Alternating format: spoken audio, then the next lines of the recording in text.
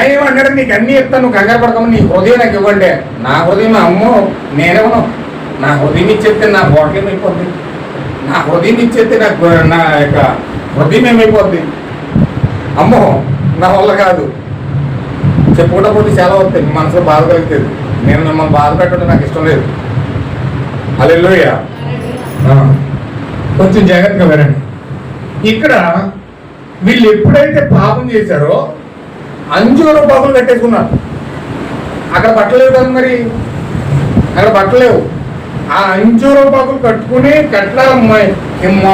Dragon కింద ఆకులు కట్టేసుకుని వీళ్ళు ఏం చేశారంటే ప్రతిరోజు సాయంత్రం ఆదాముతో వచ్చి సహవాసం చేసేవాడు దేవుడు. ప్రతిరోజు సాయంత్రం సలపోట సమయంలో దేవుడు వచ్చి ఈ తొడ మీదేమో అవ్వనే, ఈ తొడ మీదేమో ఆదాముని కూర్చోబెట్టుకుని చక్కగా వాళ్ళతో సహవాసం చేస్తూ మాట్లాడుకుంటూ ఆనందంగా గడిపేవాళ్ళు. కానీ ఇప్పుడేం జరిగిందంటే దేవుని యొక్క మాటను మానేసి సాతాను యొక్క మాట విన్నారు కదా వీళ్ళు, సాతాను యొక్క బోధన విన్నారు కదా వీళ్ళు, ఆ ఫలం తెచ్చుకుని వీళ్ళు తినేశారు కదా. ఇప్పుడు వీళ్ళ పరిస్థితి ఎలా మారిపోయిందంటే, చదవండి. అతని భార్యను తోటలో సంచరించుచున్న దేవుడైన యెహోవా స్వరం విని దేవుడైన యెహోవా ఎదుగుకు రాకుండా దాక్కున్నారు. తప్పు చేసినోడు ఎప్పుడు ఏం చేస్తాడండి, అది పాపం చేసినోడు ఎప్పుడు కూడా దేవుడి సన్నిధిలోకి వెళ్ళడానికి ఈ బాబు దేవుడు నన్ను చంపేస్తాడేమో, బాబోయ్ అయ్యి బాబు నన్ను దేవుడు ఏదో చేసేస్తాడేమో, అయిపోయి నేను దేవుడి సన్నిధిలోకి రాను, దేవుడి సన్నిధికి వెళ్ళను నేను, అమ్మో దేవుడు ఏదో చేస్తాడు. పాస్టర్ గారు ఏదైనా వాకింగ్ చెప్పడానికి ఏ ఇంటికన్నా వెళ్ళాడు అనుకోండి, మళ్ళీ ఇంటికాడ కనపడ్డాక ఓ ఇంటికి వెళ్ళాను నేను, వాకింగ్ చెప్పడానికి వెళ్ళాను, నన్ను ఒకటిలో చూశాడు. ఆ ఇంటి వెనకాల నుంచి అలా వెళ్ళిపోయి వెనక నుంచి వెళ్ళిపోడు, అలా వెళ్ళిపోయాడు మనిషి. ఏదమ్మా మీ ఆయన అంటే, ఇప్పుడు దాకా ఇంట్లోనే ఉన్నప్పుడు పాస్టర్ గారు ఏమైపోతే తెలియట్లేదు అంటుంది ఆవిడకి తెలిసిపోతాం. ఆయన అలాగే వెళ్ళిపోయాడు. తర్వాత వచ్చి ఇంటికి వెళ్ళిపోయి ఫోన్ చేస్తే, ఏం లేదు పాస్టర్ గారు చొక్కేసానండి, మీతో మాట్లాడడానికి పనిచేసి వెళ్ళిపోయాను అన్నాడు. నువ్వు ఎవరినైనా చూసానయ్యా, నువ్వు ఆ గది పక్క నుంచి వెళ్తా నేను చూశాను అని చెప్పేసి అంటే, అవునండి అందుకే వెళ్ళిపోయాను చొక్కేసానండి. పాస్టర్ గారు పాస్టర్తో మాట్లాడితే దేవుడితో మాట్లాడినట్టునండి, అందుకే ఆయన భయం వేసేసి వెళ్ళిపోయినండి అన్నాడు. హల్లెలూయా. అంటే ఒక దేవుని సేవకుడితో, ఒక దేవునితో సహవాసం చేయడానికి పాపం చేసిన వెళ్ళప్పుడు వెతి దాక్కుంటాడు. ఆ లక్షణం ఎక్కడ ప్రారంభమైంది, ఇదిగో ఇక్కడ ఏదేను తోటలో ప్రారంభమైంది. ఏదేను తోటలో ప్రారంభమైంది. నీకు దీని అర్థం ఏంటంటే, నువ్వు దేవుని మాటను వినకుండా దేవుని శాస్త్రాన్ని తోసివేసేసి ఇక్కడ ఆదాము బాటలో నువ్వు కూడా నడిచావు కాబట్టి నువ్వు దేవుడి దగ్గర నుంచి దాక్కుండా ప్రయత్నం చేస్తున్నావు, దేవుడి దగ్గర నుంచి వెనక్కి వెళ్ళిపోవడం ప్రయత్నం చేస్తున్నావు. దేవుడి దగ్గరికి వెళ్తే నీకు నిత్య జీవం వస్తుంది, దేవుడి దగ్గరికి వెళ్తే నీకు జీవాహారం వస్తుంది, దేవుడి దగ్గరికి వెళ్తే నీకు చచ్చిన నువ్వు బ్రతుకుతావు. దాన్ని సాతాను వెళ్ళినాడు కదా, సాతాను వెళ్ళినాడు. వెళ్తే ఇవ్వ నేను బతికేస్తాను, నా కుమారుని బతికించేస్తాడు పాస్టర్ దగ్గరికి వెళ్తే, అందుకు నేను వెళ్ళినాను. వీడికి ఏదో తీసుకొచ్చి పెట్టేస్తాను, ఏదో ప్రమాదం తీసుకొచ్చి పెట్టేస్తాను, లేకపోతే ఏదో పని చెప్తాను. సరిగ్గా ఆదివారం వచ్చినట్టు పనులు వస్తాయి, సరిగ్గా ఆదివారం వచ్చినట్టు పనులు వస్తాయి. ఎందుకు వస్తాయంటే వీడు దేవుని సందులోకి వెళ్తే వాడు చచ్చిపోయినట్టు బతికేస్తాడు. చంపేసింది నేనే, చంపింది నేనే, మళ్ళీ దేవుడి దగ్గరికి వెళ్తే బతికేస్తాడు. కాబట్టి వీడు బతకుండా ఉండాలంటే ఏదో పని చెప్తే వెళ్తాం మానేస్తాడు, లేదా ఏదో రోగం పెడితే వెళ్తాం మానేస్తాడు, లేదా ఏదో సమస్య పెడితే వెళ్తాం మానేస్తాడు, లేదా ఏదో భయంకరమైన వ్యాధి పెడితే వెళ్తాం మానేస్తాడు అని చెప్పి సాతానుడు ఎట్టవలసిన ప్రతిదీ కూడా పెట్టడానికి ప్రయత్నం చేస్తాడు. హల్లెలూయా. చూడండి ఎంత గమ్మత్తుగా సాతానుడు ఏ విధంగా కదులుతున్నాడు ఈ రోజు మీరు తెలుసుకోవాలి. అసలు వాడి యొక్క విత్తనం ఏ విధంగా ప్రారంభమైందో మీరు తెలుసుకోవాలి. ఖచ్చితంగా ఈరోజు మీ యొక్క విధానము బైబిల్లో ఏ విధంగా రాయబడిందో ఒక్కసారి మీరు గమనించండి. ఇప్పుడు వీళ్ళు ఎప్పుడైతే పాపం చేశారో దేవుడు వాళ్ళతో మాట్లాడడానికి వస్తుంటే వీళ్ళు చెట్ల పక్కన తోకుంటున్నారు. అది ఎంత భయంకరమైన పరిస్థితి ఏర్పడింది చూడండి. ఈరోజు దేవుని యొక్క వాక్యాన్ని పట్టుకుని జీవాన్ని పొందుకోవడానికి బదులుగా ఎక్కడెక్కడికో వీళ్ళు దాక్కుంటున్నారు, ఎక్కడెక్కడికో వీళ్ళు దాక్కుంటున్నారు. దేవుడి సన్నిధిలో మాత్రం రావట్లేదు. వాళ్ళు ఎందుకు రావట్లేదు అంటే వాళ్ళు పాపం చేశారనే ఒక లోపల ఈగో ఫీలింగ్ వచ్చేస్తుంది. నేను తప్పు చేశాను, నేను పాపం చేశాను, దేవుడు ఆజ్ఞను మీరాను అందుకే దేవుడు నన్ను విడిచిపెట్టడు, ఏదో ఒకటి చేస్తాడనే భయం వాళ్ళు వెంటాడుతుంది కనుక వాళ్ళు పారిపోవడానికి దాక్కోవడానికి ఇష్టపడుతున్నారు. హల్లెలూయా. చూడండి, దేవుడైన యెహోవా ఆదామును పిలిచి నువ్వు ఎక్కడున్నావు? ఇప్పుడు దేవుడని యెహోవా వెతుక్కుంటూ వస్తున్నాడు. ఎక్కడున్నావు నా కుమారుడా? ఏదేను తోటలో ప్రారంభించిన వెతుకులాట ఇప్పుడు ఈ క్షణం మీ వరకు వచ్చే వరకు కూడా నేను అడుగుతూనే ఉన్నాడు. బాబు ఎక్కడున్నావు? నువ్వు ఏం చేస్తున్నావు? నా దగ్గరికి రమ్మని ఆహ్వానించాను కదా. సాయంకాల సమయాన్ని దిగి వస్తే నాతో ఆడుకోవడం వచ్చేవాడు కదా, నువ్వు నా తొడ మీద కూర్చుని సేద తీరేవాడు కదా. ఏమైపోయావు? ఎందుకు ఆ చెట్ల పక్కన బాగున్నావు? ఎవరు నిన్ను మోసం చేశారు? ఎవరు నిన్ను అబద్ధం చెప్పి నిన్ను తినొద్దన్న పంట ఏమన్నా తిన్నావా? నువ్వు నేను చెయ్యొద్దన్న పని ఏమైనా చేసావా? నేను చెప్పిన వాక్యాన్ని ఏమైనా మీరుతున్నావా? దేవుడు అడుగుతున్నాడు. ఆదాము అంటున్నాడు, అందుకు అతడు వినినప్పుడు దిగంబరిగా ఉంటుంది కనుక భయపడి దాక్కున్నాను. అందుకైనా అసలు దిగంబరుడు అని తెలిపిన వాడెవడు? నీవు తినకూడదని నీకు ఆజ్ఞాపించిన వృక్షఫలం తింటావా?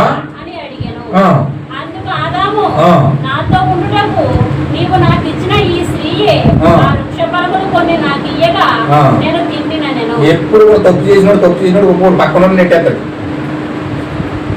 ఇది ఎక్కడ ప్రారంభమైంది? ఇది ఏదో తోటలో ప్రారంభమైంది. ఆదాము తప్పు చేసినప్పుడు, అవును ప్రభువా నేను దిగంబరిని అయిపోయాను, చెట్టు పక్కన దాక్కున్నాను, నేను పండు తినడం వల్ల చెప్పినట్టుగా నేను చచ్చిపోయిన ఆత్మలో చెట్టు పక్కన దాక్కోవాల్సి వచ్చింది, అంజూర పక్కన కుట్టుకోవాల్సి వచ్చింది, రైతు నన్ను క్షమించు ప్రభువా, నేను తప్పు చేశాను ప్రభు. దేవుడి సన్నిధిలోకి వెళ్ళాలా వద్దండి? అందరూ చెప్పాలి నాకు. వెళ్ళాలా వద్దని తప్పు చేసినప్పుడు దేవుడి సన్నిధిలోకి వచ్చి ప్రభు నేను తప్పు చేశాను, దానివల్ల నేను ఈ పరిస్థితిలో పడ్డాను, నన్ను క్షమించు ప్రభు అని వెళ్ళాలా వద్దా? అలా వెళ్తలేదు. ఇతను తప్పుని కప్పెట్టేసుకుని తప్పునేమో యొక్క కమ్మలేసి కప్పెట్టేసి అంజూరపాకేసి కట్టేసి కప్పెట్టేయాడు. అంజూరపాకుతో ఆ పాపాన్ని ఆ అంజూరపాకుతో కట్టేసి ఈయన ఏం చేస్తాడు తెలుసండి? నువ్వే తప్పు చేసావు ప్రభువా, నేనే తప్పు చేశాను, నువ్వు నాకు ఇచ్చావు కదా స్త్రీ, ఆమె ఈ పాపం చేయడే కారణం అంటున్నాడు. హల్లెలూయా. నిజంగా మీ గుండెలో చేసి మీరు ఈ యొక్క దేవుని సన్నిధిలో దేవుడు మాట్లాడుతుండగా మీ గుండెల మీద చేసింది చెప్పండి. మీరు తప్పు చేసినప్పుడు ఎంత మంచిగా యథార్థంగా ఒప్పుకున్నారు చెప్పండి. మీరు తప్పు చేసినప్పుడు మీ తప్పుని ఎంత యథార్థంగా నిష్పక్షపాత్యంగా నేను ఈ పొరపాటు చేసినందుకే నా పరిస్థితి ఇలాగయ్యింది అని మీరు చెప్పగలుగుతారా? మీకు తెలుసు మీ పాపం ఏంటి తెలుసు, మీ తప్పు ఏంటి తెలుసు, మీ హృదయాలకి మీ తప్పు ఏంటి తెలుసు, మీ పాపం ఏంటి తెలుసు, మీ అంతరంగం మీకు చెప్తూనే ఉంటుంది, ఎప్పుడు గుర్తు చేస్తూనే ఉంటుంది. నువ్వే పాపం చేస్తున్నా నీకు బాగా తెలుసు, కానీ ఒప్పుకుంటావా? అబ్బే ఒప్పుకుంటే వాడి చీపేసి వస్తాడు అన్న. నువ్వు ఇలాంటివాడువా అంటాడురా, నువ్వు ఇలాంటి దానివా నువ్వు అంటాడు. అయిపో నా పరువు పోతుంది, నా పేరు పోతుంది, నా ప్రతిష్ట పోతుంది, నేను సిగ్గుపడిపోవాలి ఇప్పుడు అని ఆలోచిస్తావే తప్ప నీ తప్పుని ఒప్పుకోవడానికి ఎప్పుడు కూడా ప్రయత్నం చేయవు. నీ తప్పును కప్పెట్టేసి ఎందుకు తెలుసా? నీ గర్వం. ఆడేం చేస్తాడు, వీడి ముందు నేను ఒప్పుకోవాలా, ఈడెంత ఈ బతుకు ఎంత నేను ఒప్పుకోవాలా, నేనేమనుకున్నావు, నేనేంటి అంటే సాతాను తప్పును ఒప్పుకోవాలంటే నీలో దూరేసి ఎంతగా హెచ్చించుకుంటాడంటే, అందుకే దేవుడు అన్నాడు కపెర్నహూమా నువ్వు ఆకాశం మట్టుకు హెచ్చించుకున్నావు అన్నాడు. అంటే ఒక అబద్ధికుడు ఎల్లప్పుడూ కూడా తప్పును ఒప్పుకోవడానికి బదులుగా ఇతను ఆకాశం మట్టుకు హెచ్చించుకుంటాడు, కాళ్ళు ఎగరేస్తాడు తప్పు చేసి మరీ కూడా, తప్పు చేసి మరీ కూడా ఒప్పుకోవడం అనేసి గర్వంతో, అసూయతో, భేదాలతో, కపటంతో, స్వార్థంతో జీవిస్తూ కూడా కాళ్ళు ఎగరేసి నేనంటే ఏంటనుకున్నావు, అబ్బే నేను పాపం చేస్తున్నావు, తప్పు చేస్తున్నావు, యథార్థమైన జీవితం ఇతనిలో లేదు, తప్పుడు జీవితం ఉంది, ఆ నిష్కలకమైన జీవితం ఇతనిలో లేదు, అబద్ధాలు ఆడుతూ బతుకుతూ ఉన్నాడు, తాగుతూ బతుకుతున్నాడు, సింధులేస్తూ బతుకుతున్నాడు, వ్యభిచారం చేస్తూ బతుకుతున్నాడు. అయినా కానీ నేనేంటనుకున్నావు, అబ్బా కంగారు పడకుండా దేవుడు నీకు తీర్చవలసిన సమయంలో తీరుతాడు. ఏ సమయంలో నీకు ఏది తీర్చాలో దేవుడు బాగా తెలుసు. నువ్వే తెలివైనడు అంటే నీకంటే తెలివైనడు దేవుడు. నిన్ను సృష్టించిన తండ్రికి నీకే అన్ని తెలివితేటలు ఉంటే మరి నీకు ఇచ్చిన నిన్ను సృష్టించిన తండ్రికి ఎన్ని తెలివితేటలు ఉండాలి? ఏమండి, నువ్వే పాపం చేస్తూ అంత మెడిసిపడిపోయి భూమి మీద రాకుండా గొంతులేస్తూ కాలు ఎగరేస్తున్నావే, మరి నిన్ను సృష్టించిన దేవుడు మరి ఆయనకి ఏ విధంగా కాలు ఎగరేయాలి? ఆయన కాలు ఎగరెత్తి పాటి భూమి తుడిచేద్దు. నువ్వు ఆయన కాలు ఎగరైతే నీ పాపం విషయాన్ని నిన్ను చూస్తే, నీ అతిక్రమాలు చూస్తే, నీ గర్వాన్ని చూస్తే, నీ పాపాన్ని చూస్తే ఇప్పటికీ నేను భూమిలో ఖాళీ చేసేది. ఆ ధనవంతుడితో చెప్పినట్టుగా నువ్వు నీతో కూడా చెప్తాడు, వచ్చేదండి నీ టైం అయిపోయిందని. కానీ నీకు ఎదిగించడండి టైం ఇంకా మారు మనసు పొందుకుంటామని. ఇంకా తగ్గించుకుని ప్రభు యొక్క క్షమాపణ అడిగి తగ్గించుకుని ప్రభు నన్ను క్షమించు, ఇప్పుడు వరకు నేను అహంకారంతో బతికాను, ఇప్పుడు వరకు నేను గర్వంతో బతికాను, ఇప్పుడు వరకు నాకు దౌర్భాగ్యమైన జీవితం అంతా జీవించాను, ప్రభు నన్ను క్షమించు, ఇక్కడి నుంచి నేను అలా ఉండను, ఈ సన్నిధిలోని వాక్యం ద్వారా సత్యం బట్టి బతుకుతాను, సత్యంగా జీవిస్తాను, యథార్థంగా బ్రతుకుతాను, దయచేసి నాకు ఒక్క అవకాశం ఈ ప్రభువా అని దేవుడి దగ్గర గోజాడుతాడు వ్యక్తి. లేకపోతే ఆ రంలో ఉంటుంది పరిస్థితి. పాపం చేసుకుంటూ ఒప్పుకోవడం అనేసి నువ్వే తప్పు చేసావు ప్రభువా, నేను కాదు తప్పు చేసింది, నువ్వు నాకు ఇచ్చావు కదా స్త్రీ, ఈమె తెచ్చేసింది, పాపం తెచ్చేసింది, నాకు అంటించేసింది, ఆ పండు పట్టుకొచ్చి నాకు ఏడో వాళ్ళకి అన్నాను తప్ప నాలో ఏ పాపం లేదు నాయన, నేను చాలా అపరాధిని నాయన అంటున్నాడు. ఎలాగో ఒప్పుకోలేదు, ఆదంలో ఎందుకు వేస్ట్ అని చెప్పి ఆదాం పక్కనట్టు ఇక్కడ దేవుడు ఆవు దగ్గరికి వెళ్ళాడు. ఈమన్నా ఒప్పుకుంటుందా, ఈమన్నా ఏమన్నా ఒప్పుకుంటుందా చూద్దామని చెప్పి దేవుడు అవ్వ దగ్గరికి వెళ్ళాడు. ఇప్పుడు అమ్మగారు ఏమన్నారు, పెద్దమ్మగారు చూడండి. అప్పుడు దేవుడని యెహోవా స్త్రీతో నీవు చేసినది ఏమిటని స్త్రీని అడగగా ఈవిడ ఇంకా తెలివైంది. ఆదామే ఒప్పుకోలేదండి, ఈవిడ ఒప్పుకుంటుందా? ఆ సాతాన్తో మాట్లాడింది ఈమె, మాటకు మాట వేసి రెండు మాటలకు ఇష్టం మాట్లాడింది ఈమె, పాపం చేసి మరీ ఎక్కువ మాటలు చెప్పి సహవాసం ఏర్పాటు చేసుకుని మాట్లాడే అవకాశం ఇచ్చి వాడంతా ఏనుగు చెవులు వేసుకుని విన్నది ఈమె. కానీ ఏమ్మ తప్పు చేసావు, ఎందుకెలా చేసావు అని అడిగితే ఏమంటది,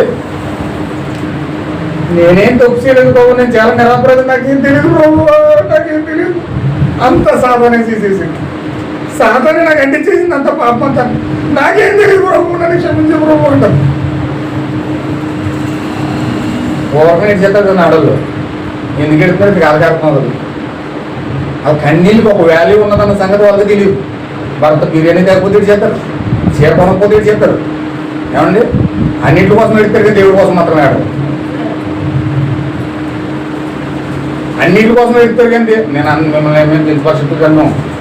నేను అవ్వమ్మ యొక్క జీవితంతో ఉన్న వాళ్ళ కోసం చెప్తున్నాను. హల్లెలూయా. బైబిల్లో ఎక్కువ స్త్రీ ఉంది, ఆమె కోసం వచ్చేవాళ్ళని చెప్తాను. ఇది పాత జీవితం. ఈ పాత జీవితంతో ఉన్న స్త్రీలందరూ కూడా ఇలాగ ఉంటారు, ప్రతిదానికి అన్నింటికి కన్నీళ్ళు పెట్టేసుకుంటారు, కానీ ఏదైతే ఏడవాలో ఏదైతే పొందుకోవాలో దానికోసం శ్రద్ధ చూపించరు. హల్లెలూయా. మా ఇంటికాడ ఉండేది ఒక అమ్మాయి, ఆవిడ టీవీ కాడికి వచ్చింది 24 గంటలు, టీవీ కాడికి వచ్చింది, సీరియల్ వచ్చింది అనుకోండి, అత్త కోళ్ళ కొట్టుకుని ఏడుతూ ఉంటే మాట బాగా ఎమోషనల్ సీన్స్ వచ్చినప్పుడు మాట అట్టుకుని ఏడుతూ ఉంటే ఇక్కడ చీర పొంగి అంతా తుడి చేసుకుని ఏడు చేసేది, తుడి చేసుకుని ఏడ్చేది, కళ్ళంతా చీర అంతా తడిచిపోయింది. ఏంటన్నా అలా తడిచిపోతుంది, ఎందుకలా ఏడ్చేద్దాం అంటే సీన్ చూడు బాబా, ఎంత బాధ వచ్చింది ఆమెకి. ఆమె నట్టెంతుందన్న సంగతి మీకు తెలియదు, ఆమెకి ఎంత బాధ వచ్చిందమ్మా అంటే ఆవిడ బాధ కోసం పెడుతుంది. హల్లెలూయా. అంటే టీవీలో సీరియల్ కోసమో సినిమాల కోసమో అనవసరమైన కార్యాల కోసమో ఏడ్చేటోళ్ళు ఉన్నారు, కానీ నిజమైన జీవాన్ని పొందుకొని ఒప్పుకొని దేవుడి దగ్గర బ్రతిమాలుకొని జీవాన్ని పొందుకునేటోళ్ళు లేరు. హల్లెలూయా. ఈమె ఏం చేస్తుందో చూడండి. దేవుడు అడిగినప్పుడు, దేవుడు మాట్లాడుతున్నప్పుడు, ఒక పాస్టర్ ప్రసంగం చేస్తున్నప్పుడు ఒక పాస్టర్ ప్రసంగం చేస్తున్నప్పుడు పలానా తప్పు నువ్వు చేసావని దేవుడు నేను గద్దిస్తున్నప్పుడు పశ్చాత్తాపడడానికి బదులుగా, ఒప్పుకోవడానికి బదులుగా కొంతమంది పంపకాలు పని చేస్తారు. ఏదైనా వాక్యం చెప్తున్నాం అనుకోండి, మా ఈశ్వరపురం చర్చిలో కొంతమంది ఉండేవారు. వాక్యం చెప్తుంటే వాక్యం అంతా అయిపోయిన తర్వాత బయటకు వచ్చాను వాడు, ఇవాళ పలానోడికి మొక్క చెట్లు పోయింది, మాస్టర్ కొట్టాడండి, ఇవాళ మొత్తం ఎడబెడ వాన్ చేయడండి. ఎవరంటే పలానోడండి. మరి అయిపోయింది ఏమంటాను, మరి నీకేం చెప్పలేదా, నువ్వేం పొందుకోలేదా? అంతా వాక్యం అంతా అలాగే వచ్చిందని నాకేం రాలేదు, మరి ఎందుకు వచ్చావు గుడికి అంటే వాక్యం నీతో మాట్లాడుతున్నప్పుడు సరిచేసుకోవడం బదులుగా పక్కడుకు నెట్టేస్తాడు. పాస్టర్ వాక్యాన్ని మాట్లాడుతుంటే ఈయన మోకరించి పశ్చాత్తాపడడానికి బదులుగా ఈయన దీన్ని తీసుకెళ్ళి ఇంకొకరిని నెట్టేస్తాడు. నాకు అవసరం రాలేదు ఇవాళ వాక్యం, నేను పరిశుద్ధురా, నీకు ముద్రని, నీకు మొత్తుంది, నేను చాలా పరిశుద్ధుని, నా కోసం చెప్పలేదు పాస్టర్ గారు, అంతా పక్కడుకోమని చెప్పాడు.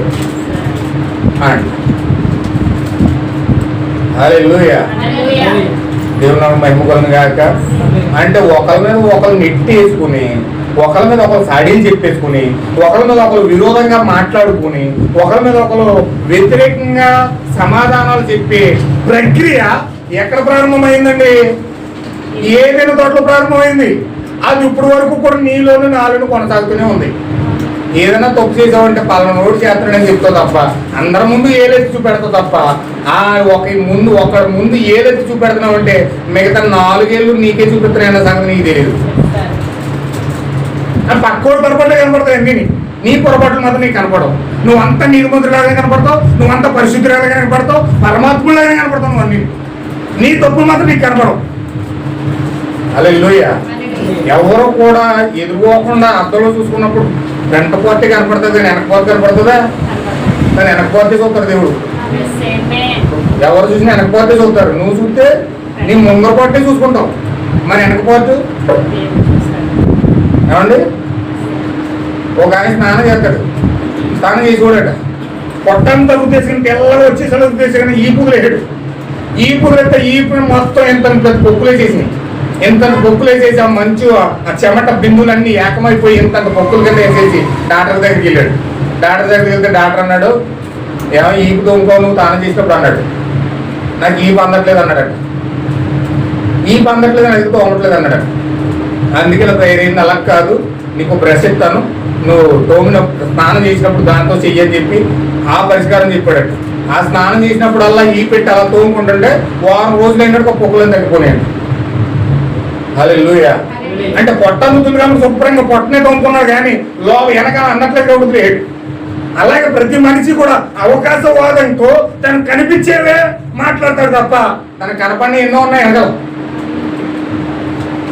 ఎదుటోడిని ఏది చూపించడానికి ఎదుటోడే కనపడతాడు కానీ మరి నీలో ఉన్నాయి నీ పాపాలు, నీ శాపాలు, నీ అతిక్రమాలు, నీ దోషాలు, నీ అబద్ధాలు, నీ మోసాలు, ఇవెందుకు కనపడలే? ఇవెందుకు నువ్వు చూడట్లే? నీకు కనపడవు. ఎదుటోడే కనపడతాడు. తేడా ఉన్నాడు కదా, ఎదుటికోండా కనపడతాడు. హల్లెలూయా. ఏదేం తోట ప్రారంభమైందండి ప్రక్రియ. అంతే ఆడి ఈడు అంటారు తప్ప వీళ్ళు మాత్రం సరి చేసుకోరు. వీళ్ళకి మాత్రం సరి చేసుకుంటే తెలియదండి. సాతాను అంత భయంకరంగా వీళ్ళ లోపల ఉండి అవ్వను మోసం చేసినట్లుగానే ఆదామును మోసం చేసినట్లుగానే ఈ రోజు వీళ్ళు కూడా మోసం చేస్తుంది. హల్లెలూయా. దేవుని మహిమ కలుగును గాక.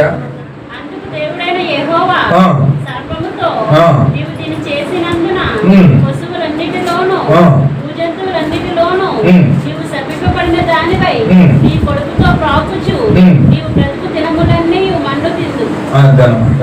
ఇప్పుడు జంతువుగా ఉన్న సర్పము ఇప్పుడు ఇక్కడ జీవుగా మారిపోయింది.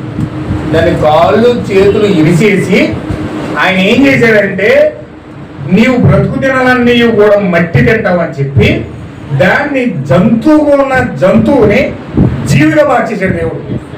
అప్పటి నుంచి సర్పము పొట్టమే పాకడం మొదలెట్టింది. ఏదైనా తోటలో సర్పానికి 2 కాళ్ళు ఉన్నాయి, 2 చేతులు ఉన్నాయి. కానీ ఎప్పుడైతే అవ్వ చేత పాపము చేయించిందో మరుక్షణము అది పొట్టతో పాకి పోమైంది. అంటే మొట్టమొదటిగా పాపానికి ప్రారంభము పునాది వేసిన జంతువు ఎవరంటే సర్పం. అందుకే ఈరోజు సర్పాన్ని ఆరాధించే సర్పదేవతలు ఆరాధికులు ఎక్కువైపోయారు. మీరు ఎక్కడ చూడండి సర్పము లేని గుడి ఉండదు, సర్పము లేని గుడి ఉండదు. ఎందుకని? అసలు పాపాన్ని ప్రారంభించింది సర్పం, పాపాన్ని ప్రారంభించింది సర్పం. ఏ పాపం ప్రారంభించింది? ఎందుకని? అసలు సబ్జెక్టులకు ఇప్పుడు నేను వెళ్తున్నాను, కొంచెం చాలా జాగ్రత్తగా వినండి సుమా. ఇప్పుడు ఏ పాపం ప్రారంభించింది? ఎందుకని? అది దేనికోసం దేవుడు దాన్ని శపించాడు, దేనికోసం దాన్ని కాళ్ళు చేతులు ఇరిచేశాడు, దేనికోసం దాన్ని జంతువులన్నిటిలో శపించబడినదై జీవిగా మారిపోయింది అని మనం చూస్తే ఒక్కసారి 15వ వచనం చూడండి. నీకును స్త్రీకిని నీ సంతానమునకును స్త్రీ సంతానమునకును వైరము కలుగు చేసేది, అది నిన్ను తల మీద కొట్టును, నీవు దాన్ని మడిమ మీద కొట్టిదు అని చెప్పాను. ఆయన స్త్రీతో నీ ప్రయాసమును నీ గర్భ వేదనను నేను మిక్కిలి హెచ్చించెదను, వేదనతో పిల్లలను కందుకు, నీ భర్త ఎడల నీకు వాంఛ కలుగును, అతడు నిన్ను ఏలని చెప్పాను. ఆమేన్, హల్లెలూయా. అప్పుడు వరకు పురుషుడితో సమానంగా ఉన్న స్త్రీ, సమానత్వంతో ఉన్న స్త్రీ, పురుషుడు స్త్రీ ఏం తేడా లేదండి. పురుషుడికి ఎంత అధికారం ఉందో స్త్రీకి ఎంత అధికారం ఉంది. పురుషుడు ఏ స్థానంలో ఉన్నాడో స్త్రీ కూడా అదే స్థానంలో ఉంది. కానీ ఎప్పుడైతే పాపం చేసిందో ఆ పాపం చేసిన మరుక్షణమే స్త్రీ యొక్క స్థానం పడిపోయింది. హల్లెలూయా. ఏమైందండి? ఎందుకంటే ఈమె ఫలం తిన్నందుకు ప్రెగ్నెంట్ అయింది. ఈమె ఫలం తిన్నందుకు నెలసరి స్టార్ట్ అయింది. స్త్రీకి 28 రోజుల తర్వాత నెలకి నెలసరి వస్తుంది. ఆ నెలసరి ఈ ఫలం తిన్న తర్వాత నెలసరి ప్రారంభమైంది. అంతకుముందు ఆమెకు నెలసరి లేదు. అంతకుముందు ఆమెకి నెలసరి నెల ఆమె భయంకరమైన వేదంతో భరించే ఆ భారభరితమైన జీవితము ఆమె జీవితంలో లేదు. కానీ ఎప్పుడైతే ఈ ఫలం పండు తిన్నదో, ఎప్పుడైతే ఈ ఫలం తిన్నదో ఈమెకు నెలసరి ప్రారంభమైంది. ఆయన ఏం చేస్తున్నాడంటే గర్భాన్ని శపిస్తున్నాడు. ప్రసవం ఎప్పుడు స్త్రీకి లేవు. ఆమె ప్రసవం జరిగించడానికి భయంకరంగా మరణంలోనికి వెళ్ళి వస్తుంది. ఈమె ఆ మరణంలోనికి వెళ్ళే స్థితి ఆ యొక్క పాపము ద్వారా, ఆ ఫలం తినడం ద్వారా ప్రసవ నొప్పులు పెరిగినాయి, నెలసరి వచ్చేసింది. ఏమండి, అర్థమవుతుందండి? ఈ స్త్రీకి నెలసరి వచ్చేసింది.